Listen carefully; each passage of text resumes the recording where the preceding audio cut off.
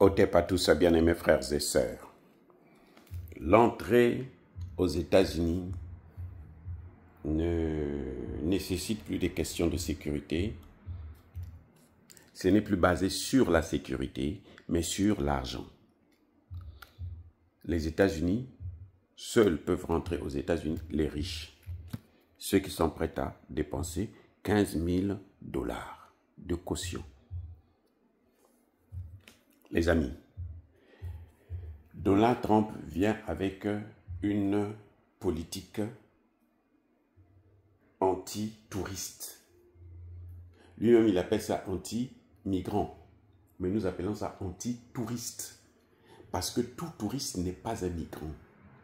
Tout touriste ne vient pas aux États-Unis pour venir s'installer. Il y a beaucoup de touristes qui viennent aux États-Unis parce qu'ils veulent visiter les États-Unis comme on visite n'importe quel autre pays. Parce que les États-Unis disent que c'est la première puissance mondiale. Donc c'est pour ça que c'est la première puissance mondiale, première puissance économique, première puissance militaire. Les gens veulent venir voir ce qu'il y a exactement dans cette première puissance mondiale. Est-ce que l'air qu'on respire dans ce pays, cette air-là est pareil dans les autres pays? Est-ce que les gens sont aussi ce qu'on voit à Hollywood? Est-ce que la police est respectueuse des droits humains ou la police massacre les Noirs à tout bout de rue? Est-ce que voilà ce qui attire les gens vers une destination. Ce n'est pas forcément les gens qui viennent chercher la vie. Oui, il y a beaucoup qui viennent pour s'installer, qui viennent chercher leur vie ici, qui veulent vivre aux États-Unis parce qu'ils n'ont pas des opportunités chez eux. Surtout ceux qui viennent des pays pauvres, comme en Afrique par exemple. Ça, c'est tout à fait normal. Et la grandeur d'un pays se reconnaît par ça. Par le fait que quand on voit qu'on entend parler du pays, on voit que ça monte là. Vous allez reconnaître ça par les gens qui viennent. Donald Trump est en train de montrer au monde que l'Amérique n'est plus la première puissance mondiale. La politique des migrants, là, prendre des migrants, des gens que les États-Unis ne peuvent pas gérer, vous les envoyez dans des pays pauvres comme le Rwanda, comme le Gabon et autres, ça montre bien que vous n'êtes pas ce qu'on croit être de vous. Les amis, regardez bien les choses en face. Vous n'êtes pas ce que l'on croit être de vous. Vous n'êtes pas ce que vous dites que vous êtes. Ça montre que vous êtes un pays en déclin. Quand vous voyez un pays commencer maintenant à se baser sur, s'appuyer, s'attaquer sur les migrants. Nous, il faut chasser les gens, les étrangers, il ne faut plus qu'ils viennent chez nous, parce que nous, on n'a plus beaucoup à manger ici à cause de... C'est que le pays est en train de décliner. Puisque quand vous étiez en train de monter là, mais c'est à cause de tout ce monde-là, parce que les gens venaient. Les gens venaient, ils travaillaient, et tout, ils contribuaient. Ceux qui n'ont pas de papier, ils contribuent pour rien, parce qu'ils n'auront pas la retraite.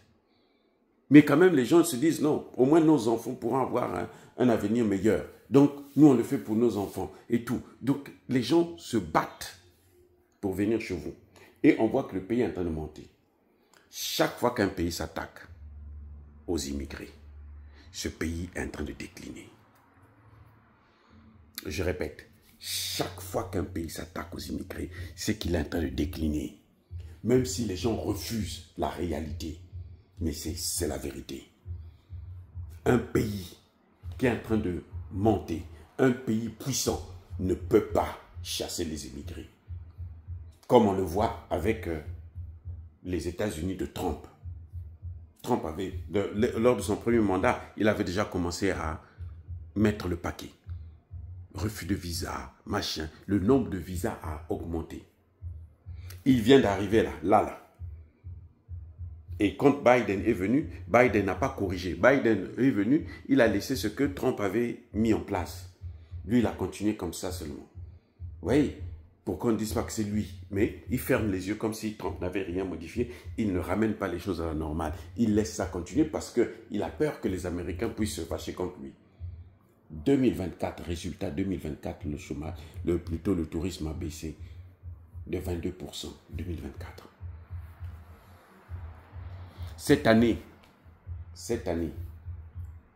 on est déjà à moins de 12 milliards de dollars de pertes que les États-Unis sont en train d'avoir. 12 milliards. Et Donald Trump, maintenant, lui, il ajoute encore un coup de marteau pour bien renforcer le pays. Allez, 15 000 $ de caution pour obtenir le visa américain. 15 000 $. Et c'est laissé à la discrétion de un gars qui est là à la frontière, un officier qui est là à la frontière, qui ne comprend pas les enjeux politiques, qui ne sait rien, lui, il sait que bon, il a son salaire, puisqu'il travaille pour l'État, et puis ça s'arrête là. Vous voyez? Et lui, quand il est là, je vous ai déjà dit que les officiers là, à l'immigration, ici, par exemple, à JFK, quand il prend une décision, même le président de la République ne peut pas venir changer cette décision. Même le président ne peut pas changer ça. Là, les officiers à l'immigration. Maintenant, vous leur donnez un pouvoir comme ça, que vous pouvez décider qui peut rentrer, qui peut sortir, qui peut ne pas rentrer, même quand tu as le visa.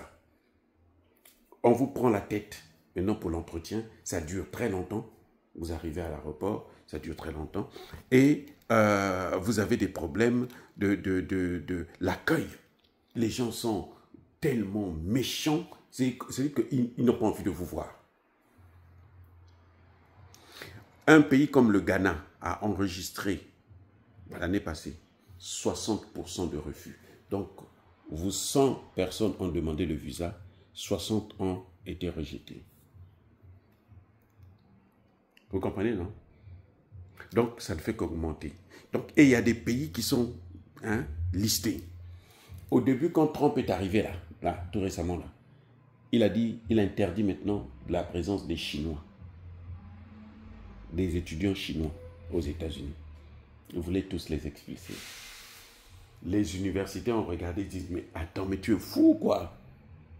Mais nous avons l'argent à cause de ces gens-là. Il y a des universités en ce moment qui sont en train de fermer à cause de la politique de Trump. Des universités qui ferment, des départements qui ferment, ne peuvent pas tenir parce qu'il n'y a pas d'étudiants à cause de la politique. Parce que les enfants de Trump ont l'argent pour étudier. Les petits-enfants de Trump ont l'argent, mais ils ne peuvent pas remplir toutes les universités, les gars. C'est ça le problème. Leurs enfants, là, ne peuvent pas remplir toutes les universités. Pour apporter de l'argent à ces universités-là, leurs enfants ne peuvent pas le faire. On ne peut pas subventionner aussi une université qui n'a pas d'étudiants. Est-ce que vous voyez maintenant le problème? Et donc, c'est une situation incroyable. Concernant les étudiants chinois, Trump a retiré lui-même, quand il a vu les universités, il a retiré dans le silence. Là, personne n'a parlé de ça. Mais il a retiré ça. Les étudiants chinois sont autorisés maintenant à revenir. Trump avait même discuté de ça avec Xi Jinping. Parce qu'il sait qu'il y a beaucoup d'étudiants chinois qui viennent ici. Vous voyez? Mais ils ne viennent pas ici étudier gratuitement.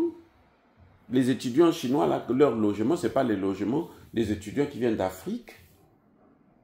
Ils payent cher le logement. Ils n'habitent pas avec n'importe qui, n'importe comment, n'importe où. Ils louent parfois des maisons, des appartements, des villas pour étudier. Et il vient pour étudier, mais il loue une villa à un appartement qu'il loue. Ça, vous n'allez pas voir ça avec les étudiants africains, même pas avec les enfants des ministres africains, là, ou des présidents africains, non. Ils n'ont pas les moyens pour ça. Vous voyez maintenant la différence? Donc, il était obligé de retirer. C'est à peu près ce qui s'est passé avec l'agriculture. Quand il a commencé à chasser les migrants, là, mais l'agriculture est en train de chuter, il ne trouve plus de travailleurs. Il a repris, il a changé la loi, il dit non, non, non, non, n'expulsez pas les migrants qui travaillent dans l'agriculture. C'est trop tard, on les a déjà tellement expulsés qu'ils sont en manque de travailleurs actuellement.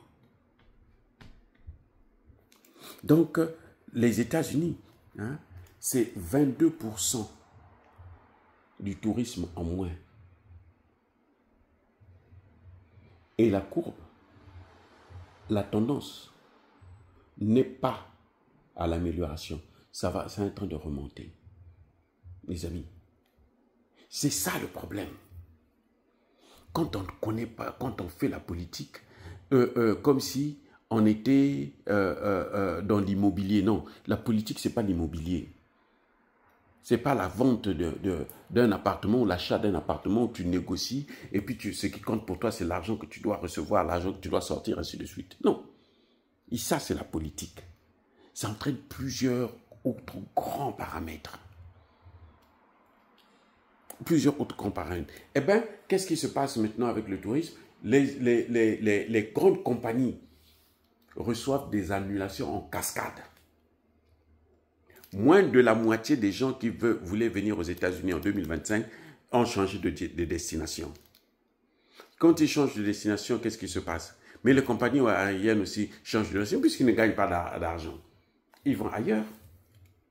Vous voyez le problème? Vous voyez dans quelle situation Trump est en train de mettre le pays? Et les gens vont dire que Donald Trump, il mène une politique. Mais non, les migrants là, ce ne sont pas tous des affamés. Et ça, c'est un signe du déclin, les amis. Le déclin, on le sait, à travers la politique migratoire. Je vais prendre l'exemple de la France.